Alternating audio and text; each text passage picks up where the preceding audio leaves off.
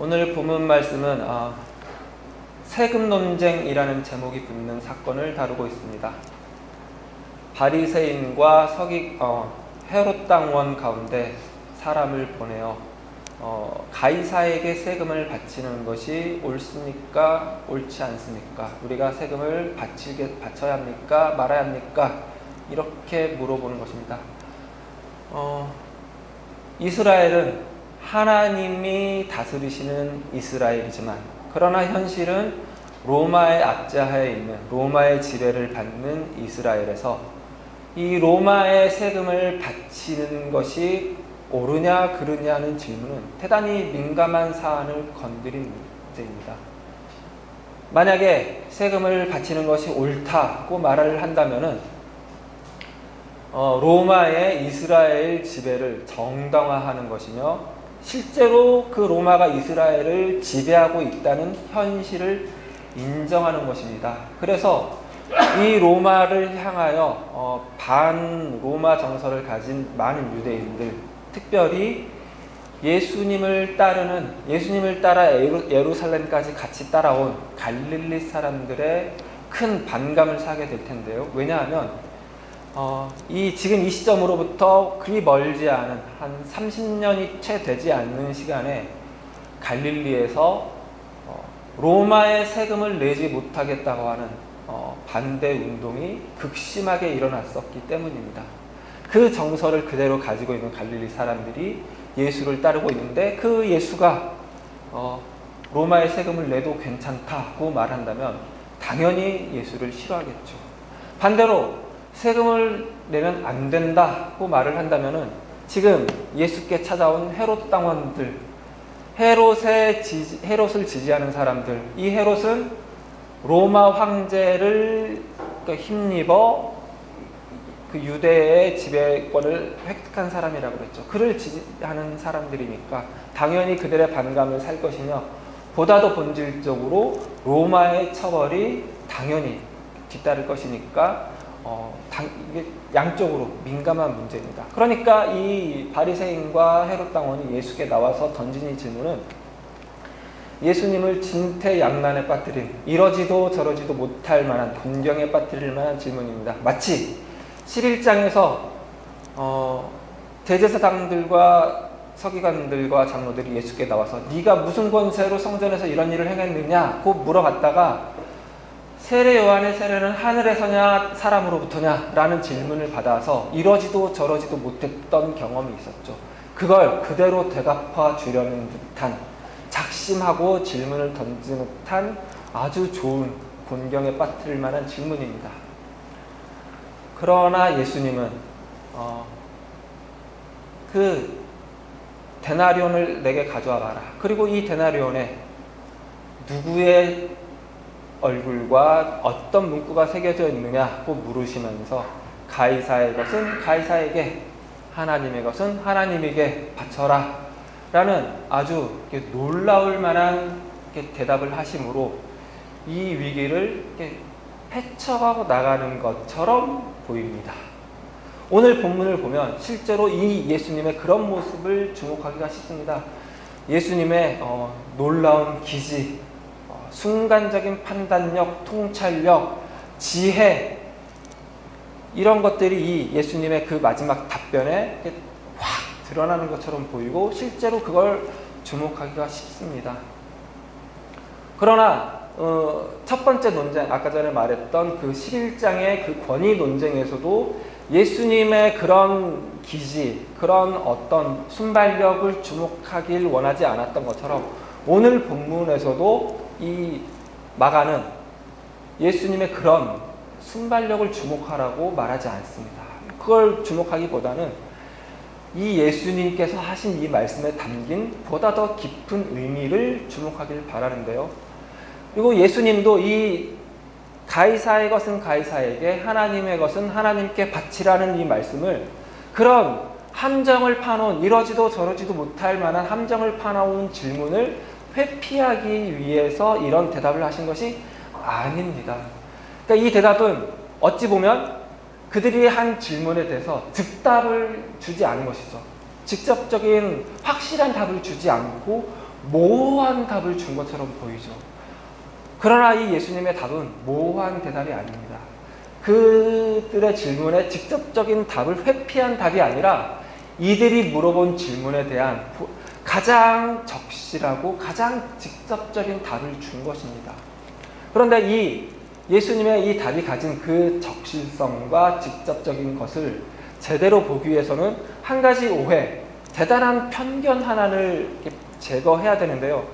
그것이 오늘 본문을 보는 데 있어서, 제대로 보는 데 있어서 가장 큰 걸림돌입니다. 그게 뭐냐면, 자, 가이사의 것은 가이사에게, 하나님의 것은 하나님께 바쳐라. 그러면 여러분은 뭘 이렇게 확 이렇게 받으세요? 어떤 걸 더 중요하게 여기면서 예수님께서 이 대답을 하셨다고 보세요? 가이사의 것은 가이사에게, 아니면 하나님의 것은 하나님에게? 둘 중에 어떤 거예요? 지금 대답하셨는데 마스크 때문에 제가 못 듣는 거죠? 하나님의 것은 하나님께 바쳐라. 이거에 예수님이 무게중심을 두고 이 대답을 하신 거라고 생각을 당연히 해야 정상이에요. 그죠? 하신 거죠? 네. 이것까지 강요하는 이 기쁨. 이게 어떤 종교적 관성이 붙어서 우리가 이런 문구를 대할 때 예수님이 이걸 중심적으로 말씀하신 거고, 가이사의 것은 가이사에게는 부가적인 것을 갖다 붙인 것이다 라고 생각하기가 쉽습니다. 그리고 실제로 많은 주석들이 이런 바탕하에, 이런 토대 안에서 어떤 해석을 내리고, 그래서 이런 해석을 내리면 결국 관건은 뭐냐면, 그러면 하나님의 것은 무엇이냐, 하나님이 우리에게 주신 것이 무엇이냐, 그걸 헤아리는 것이 중요한 것이니까 잘 헤아려 봐라. 그래서 하나님께 바쳐라 라고 권면하면서 마무리되기가 쉽습니다. 그러나 예수님은 그렇게 하나님의 것을, 그러니까 모든 것이 다 하나님의 것이니까, 가이사도 하나님이 세운 것이고 결국 가이사의 것도 하나님의 것이 아닌 것이 없으니까 하나님께 모든 것을 바치라는 말씀을 하고 싶지만, 하지만 그렇게만 말하면 이들이 이렇게 파놓은 함정에 빠지게 되니까 그걸 모면하려고 가이사의 것은 가이사에게 라는 문구를 이렇게 갖다 붙이면서 그거 회피하면서 두루뭉실하게 모호하게 하나님 것은 하나님의 것을 하나님께 바치라, 헌금하고 헌신해라, 이걸 강조하는 것처럼 말씀하신 것이 아니라는 것입니다. 왜냐하면 예수님은 그렇게 어떤 속내는 감추고 겉으로 다른 말을 하는 그런 교묘한 언사를 하시는 분이 아니기 때문입니다. 특별히 오늘 본문에서는 더더욱 예수님이 그렇게 말씀하시면 안 되는데요. 왜냐하면 그렇게 말하는 자들을 외식하는 자들이라고 오늘 본문이 부정적으로 소개하고 있기 때문입니다. 이들이 예수님께, 바리새인과 헤롯 당원들이 예수님께 나와서 예수님께 세금을 바치는 것이 옳습니까? 그럽니까? 물어보기 전에 예수님, 당신은 선하시고 거짓이 없고 어느 누구도 이렇게 눈치 보지 않고 막 그런 걸 갖다 붙였죠. 그걸 가식적인 것이라고, 겉과 속이 다른 것이라고, 외식하는 것이라고 오늘 본문이 표현하기 때문에 이런 부정적인 이 평가를 하는 그 언사를 예수님의 그 대답에서 그런 언사가 담겨 있을 것이라고 생각하면 안 된다는 것입니다. 그러니까 예수님의 그 마지막 그 말씀에 담긴 해석이 이런 외식적인 모습이 깃들면 안 된다는 것입니다. 그리고 보다 더 본질적으로 예수님은 이 하나님의 것은 하나님께 바치라는 말을 모든 것은 다 하나님이 주신 것이니까 하나님께 바치는 것이 마땅하다라는 차원으로 말씀하지도 않으셨다는 것입니다. 그럼 어떤 이유로, 어떤 의미로 그 말씀을 하셨을까요?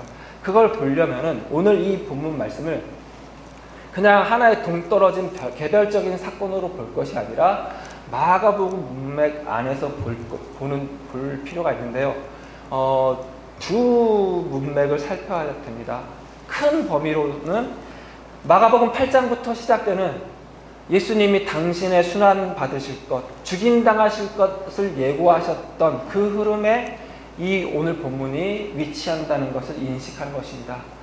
우리가 특별히 마가복음 11장 이래로 예수님이 예루살렘에 입성하신 이래로 계속해서 확인해 왔던 바와 같이 예수님의 순환 예고, 죽음 예고는 직접적인 언급하심으로만 이루어지는 것이 아니라 예수님이 행하신 모든 행동, 하신 모든 말씀이 다 결국은 당신의 순환을 예고한 것이며 죽음을 예고하는 것이라는 것을 기억하고 오늘 본문을 봐야 합니다. 오늘 본문도 그 흐름 안에 있다는 것을 기억하고 봐야 한다는 것입니다.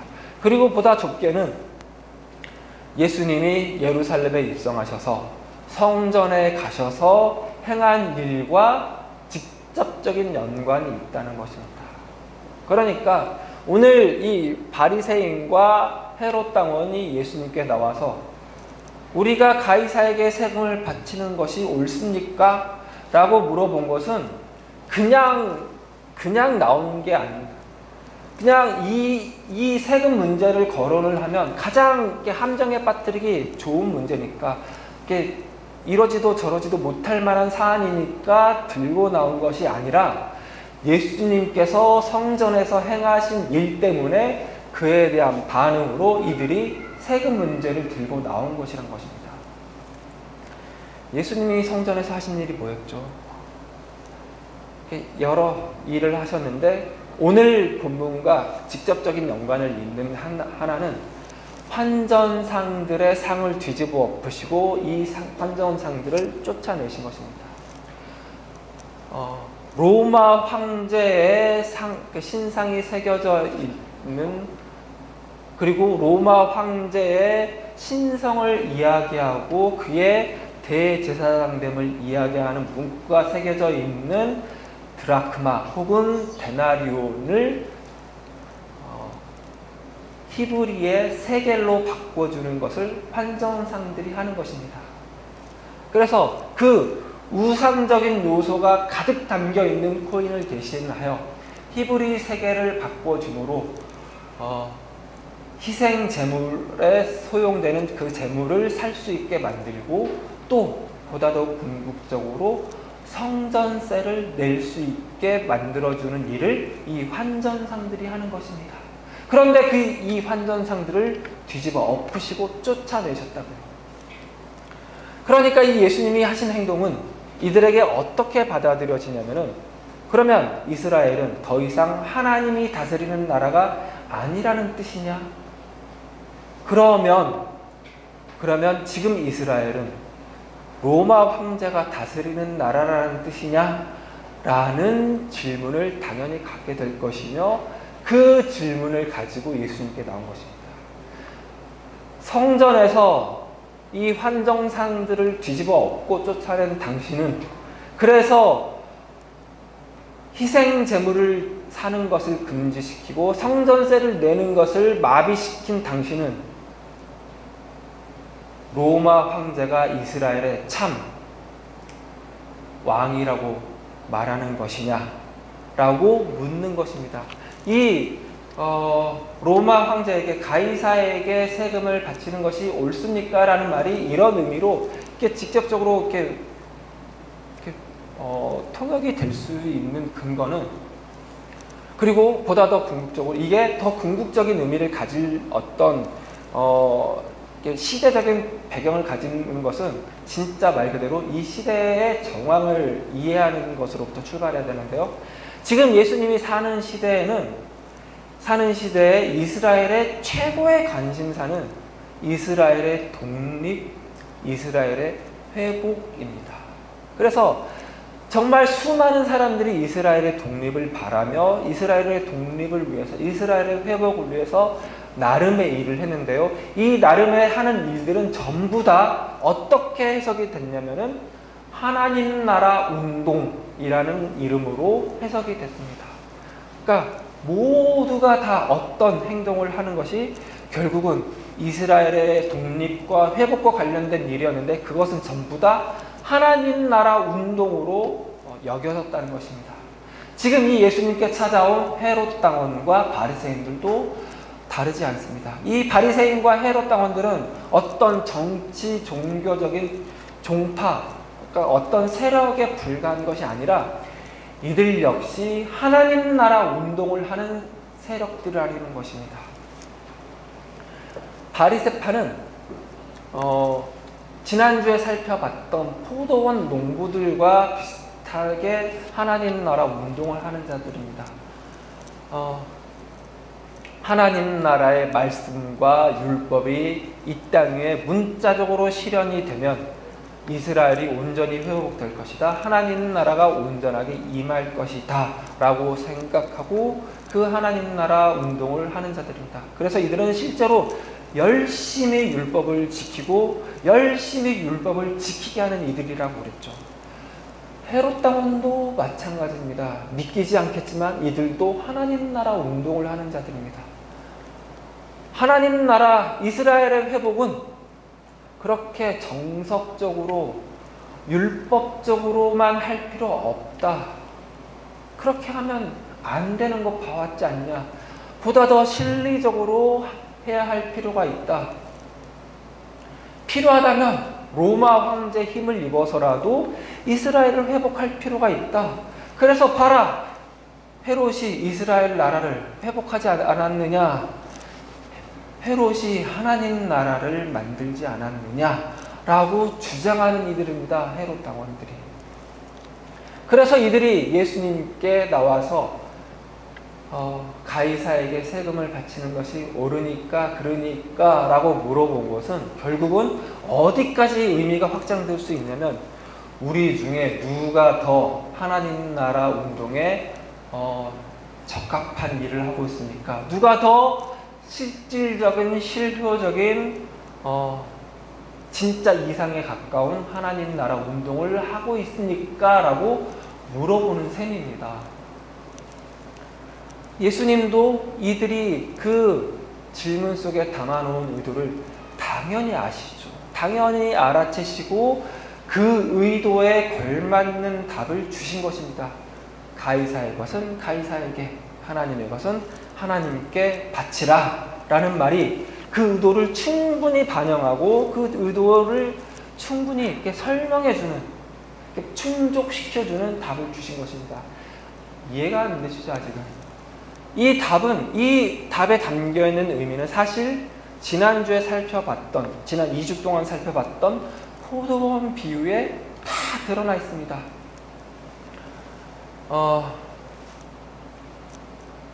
이사야 5장에 이 포도원 비유에 원형이 있다고 그랬죠. 이사야는 이스라엘이 어째서 하나님이 의를 원하시는데 포악을 내놓고 하나님이 정의를 원하시는데 부르짖음을 내놓을 수밖에 없었는지에 대한 이스라엘의 현실과 결과를 이렇게 비유적으로 이렇게 포도원 노래로 이렇게 나타낸 것이라면, 예수님은 그들이 그렇게 포악과 부르짖음을 내놓을 수밖에 없었던 보다 근본적인 원인에 대한 진단을 이 마가복음 12장에 있는 포도원 비유를 통해서 말씀하신 것이라고 그랬죠. 그 진단은 뭐였냐면, 하나님 나라를 문자적으로 이루려고 하는 모든 시도, 그래서 인간의 모든 필요와 정서와 정황과 상황과 처지를 무시하고 그걸 다 짓밟아 버리는 최고의 가치, 최고의 명분으로 내세우는 하나님 나라는 선하신 하나님, 인자하신 하나님, 우리를 진실하게 대하시는 하나님, 우리를 인격으로 존중하시는 하나님을 하나도 반영하지 못하는 하나님 나라다. 이게 하나님 나라겠느냐? 이게 천국이겠느냐? 여기에 정의가 있겠느냐? 여기에 공평이 있겠느냐? 여기에는 포악과 부르짖음밖에 없는 지옥이 아니냐라는 진단인 것입니다. 그리고 다만 그 진단에 멈추는 것이 아니라 시편 118편 22절 말씀을 인용하여서 그 하나님의 공평과 정의는 보다 더 보다 더 큰 이야기, 보다 더 큰 결론 속에서 확인될 수 있는데, 그것은 하나님의 일하시는 방법이 인간의 모든 죄악된 선택과 모든 상황과 처지에 따른 어쩔 수 없는 선택과 그 선택이 만들어내는 결과를 인정해 주시고 존중해 주시되, 그러나 그것이 그냥 진짜 결론, 진짜 끝맺음이 아니라 보다 더 큰 이야기 속에서 진짜 결말을 향하는 과정이 되게 만들어내시는 그 일하심으로, 그 기이한 일하심으로, 건축자의 버린 돌이 모퉁이의 머릿돌이 되게 하시는 방법으로 일하심으로 말미암아 하나님이 회복하실 것이라는 것을 전망하게 하고 그걸 기대하게 만들고, 그리고 그 이야기 안에 담겨있는 하나님의 우리를 향하신 마음과 태도를 이렇게 보게 만든다는 것입니다. 그 이야기를 오늘 이 예수님이 다시 또 한 것입니다. 가이사의 것은 가이사에게, 하나님의 것은 하나님께 바치라. 이 말이 이 포도원 비유에 담겨있던 그 하나님의 그 큰 경륜, 하나님의 그 큰 일하심, 하나님의 기이하심, 하나님의 우리를 선대하심, 존중하심, 그 모든 것이 담겨있는 표현이라는 것입니다. 가이사의 것은 가이사에게 라는 말은 헤롯 당원처럼 정치 권력을 이용하여 모든 인간적인 기회를 활용하여 하나님 나라를 회복하려고 하는 자들을 대표하는 표현입니다. 그리고 하나님의 것은 하나님께 라는 표현은 바리새인으로 대표되는, 포도원 농부들로 대표되는, 그 이사야 5장에서 그 포도원으로 대표되는, 이스라엘로 대표되는 이들을 상징적으로 표현하는 말입니다. 하나님 나라를 문자적으로 임하게 하려고, 이루어지게 하려고 모든 인간적인 가치를 말살하고 무시하고 명분만, 가치만, 율법만, 말씀만 주장하는 자들, 그것으로 모든 것을 다 이루겠다고 하는 자들을 상징적으로 표현하는 말입니다. 그러니까 예수님의 말씀은 결국 이런 것이죠. 가이사의 것은 가이사에게, 너희 헤롯 당원들아, 니네가 할 수 있는 것 한번 해봐라. 그렇게 정치 권력을 이용하여, 세상 권력을 이용하여 뭔가를 하려고 하는 모든 시도는 다 결국 폭력으로 귀결된다. 폭력으로 일어난 정권은 결국 폭력으로 망하게 되어 있다. 하나님의 것은 하나님에게, 하나님의 것은 하나님께, 그래 너희 바리새인들아, 니네가 주장하는 대로 너희가 할 수 있는 것 한번 해봐라. 너희 예언서도 못 읽어봤느냐? 이스라엘 역사를 통해서, 너희 선조들의 역사를 통해서 못 봤느냐? 그렇게 하나님의 것으로 모든 것을 다 채우려고 하는 모든 시도는 결국 포악과 부르짖음으로 귀결된 것을 못 봤느냐? 그 두 시도 다 결국은 아니다. 가이사의 것은 가이사에게 바치려고 하는 시도도, 하나님의 것은 하나님에게 바치자고 하는 시도로도 하나님의 나라를 이 땅에 임하게 할 수 없다. 그 둘 다 결국은 폭력으로, 포악과 부르짐으로 귀결될 수밖에 없다. 너희는 할 수 없다. 하나님의 나라의 임함은 나만 할 수 있다. 예수 나만 할 수 있다 라는 뜻입니다. 그래서 내가 이 땅에 왔다. 그래서 내가 예루살렘에 들어왔다. 그래서 내가 너희에게 고난받고 버림받고 멸시받고 천대받고 침뱉음 당하고 죽임당할 것이다 라고 선언하는 것입니다. 예수만이 할 수 있는 일이기 때문입니다. 세상 권력으로도, 세상 능력으로도, 세상 지혜로도, 세상 거룩으로도, 종교로도 할 수 없는 일이기 때문입니다. 왜냐하면 거기에는 생명이 없기 때문입니다. 그 모든 시도는 다 폭력으로, 포악으로, 부짖음으로, 억울함으로, 결국 죽음으로 귀결될 수밖에 없기 때문입니다. 그러나 예수님은 하나님이시죠. 예수만이 길이라고 선언하는 것입니다. 예수만이 방법이라고 선언하는 것입니다. 나만이 방법이다. 나만이 진리다. 나만이 생명이다. 나는 죽은 자를 살리며 없는 것을 있는 것처럼 부르시는 하나님이다 라는 선언입니다. 그래서 내가 왔다. 내가 죽임당하겠다. 그리고 다시 살아나겠다. 그래서 너희의 한계를 보여주겠다. 이 세상의 한계를 너희도 보게 하겠다. 이 죄의 한계를 너희도 알게 하겠다. 그리고 돌이키게 하겠다. 내가 너희에게 너희 마음 깊은 곳으로부터 너희 자발적으로 일어난 존대를 받아내겠다 라는 선언인 것이죠. 하나님이 그렇게 이 세상을 이끌어가고 계십니다. 가이사의 것은 가이사에게, 하나님의 것은 하나님에게. 할 수 있으면 해봐라. 어디까지 가나 해봐라. 어디까지 할 수 있나 해봐라. 그리고 그 한계를 봐라. 그 한계를 보고 내게 돌아와라. 나에게만 진리와 생명이 있다. 나에게만 공평과 정의가 있다. 그러니 할 수 있는 데까지 해보고 돌이켜라. 그래서 예수님을 보내신 것이고, 그래서 이 말씀을 주신 것입니다. 하나님이 이 세상을 이렇게 이끌고 가고 계시죠. 지금 이 시국, 코로나가 지배하는 것 같은, 코로나 때문에 어찌할 수 없는 것 같은 이 시국이 딱 이 말씀이 설명해 주는 것입니다. 그래서 이 말씀이 여러분에게 위로가 되고 힘이 되고 격려가 되고 어떤 빛이 됐으면 좋겠습니다. 팬데믹으로 이렇게 선언이 된 지 벌써 한두 달이면 끝날 것 같은 그 일이 벌써 6개월째 접어들었습니다. 우리 여름 수련회까지 1년 미루게 만드는 아주,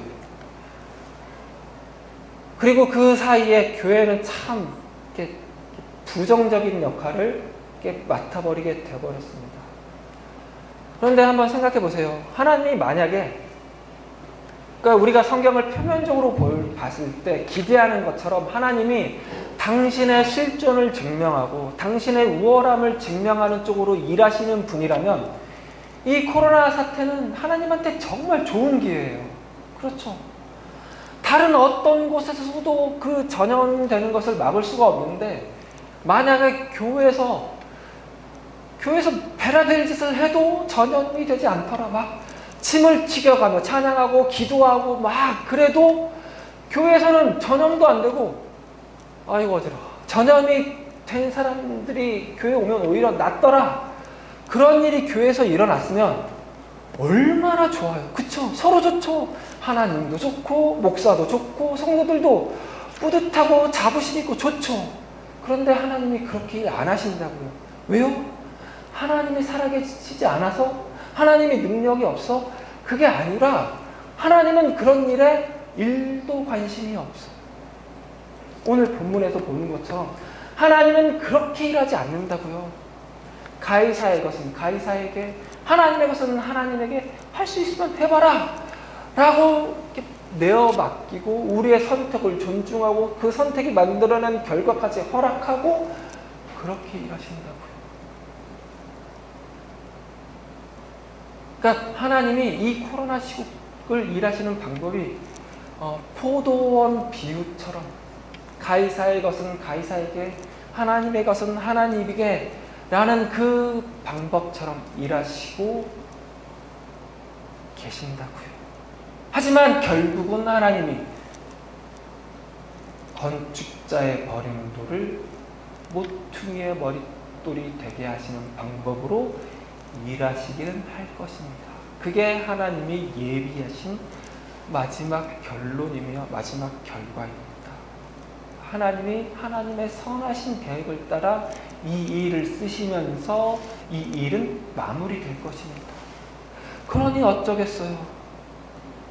방역당국에 최대한 협조하고 그리고 모두를 위해서 방역당국과 고통당하는 자들과 이 우리나라뿐만 아니라 우리나라보다 더 큰 문제 속에 빠져있는 그 나라들을 위해서 기도하면서 그리고 우리 스스로를 위해서 기도하면서 보내야죠. 버티고 인내하고 견뎌내야죠. 하지만 그러면서 소망을 가져야죠. 기대를 해야죠. 하나님이 이 일을 나중에 혹은 가까운 시일 안에 어떻게 일하시려나, 어떻게 기가 막히게 일하시려나, 어떻게 무릎 탁 치게 놀라운 방법으로, 기이한 방법으로, 우리가 생각도 하지 못했던 방법으로, 우리가 상상도 하지 못했던 방법으로 역전을 시키려나 하고 전망하고 조망하면서 보내는 것입니다. 이게 신앙생활을 하는 것입니다. 여러분들 즐겨보는 드라마 있으세요? 뭐 보세요? 한 번 다녀왔습니다. 보세요. 지금 그 갈등을 어떻게 기가 막히게 반전을 만들어낼까? 그런 마음 있으니까 보는 거잖아요. 그렇죠? 하나님의 일하심도 그런 마음으로 보세요. 이건 우리 성도들이, 하나님의 백성들이 가진 특권이에요. 하나님이 그렇게 일하시는 분이라는 걸 아는 자들만이 누릴 수 있는 특권이에요. 우리 인생교회 성도들만 누릴 수 있는 특권이죠. 그 특권 누리세요. 그래서 이 한 주간도 그 하나님의 일하심을 기대하면서 그 하나님의 일하심을 소망하면서 예측해보면서 그 하나님의 일하심이 더 힘들어지기 전에, 더 견딜 수 없기 전에 조금이라도 더 빨리 임하기를 기도하면서 이 힘든 시기 이겨내시는 우리 성도님들 되시기 바랍니다. 이 한 주간 힘내시는 우리 인생교회 성도님들 되시기 바랍니다. 기도하시겠습니다. 하나님 감사합니다. 하나님께서만이 우리의 소망이십니다. 하나님께서만이 우리의 생명이십니다. 하나님께서만이 우리의 진리이시며 하나님께서만이 우리의 공평이며 정의이십니다.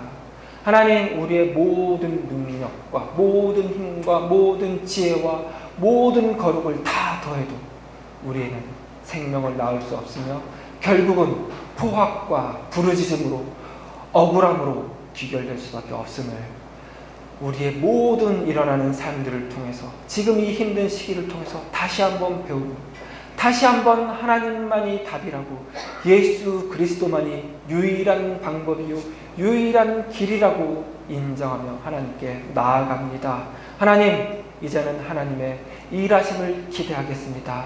하나님께서 이 시국을, 이 힘든 시기를 어떻게 역전하여 쓰실지, 어떤 반전을 만들어내실지 기대하며 소망하며 이 힘든 시기를 견뎌낼 수 있는 우리가 되게 도와주시옵소서. 하나님을 더욱더 신뢰한다는 것이 무엇인지 다시 한 번 더 생각하고 배웠으니 하나님을 신뢰하는 데 능한 우리 인생교회 성도들 되게 도와주시옵소서. 감사드리며 예수님 이름으로 기도드렸습니다. 아멘.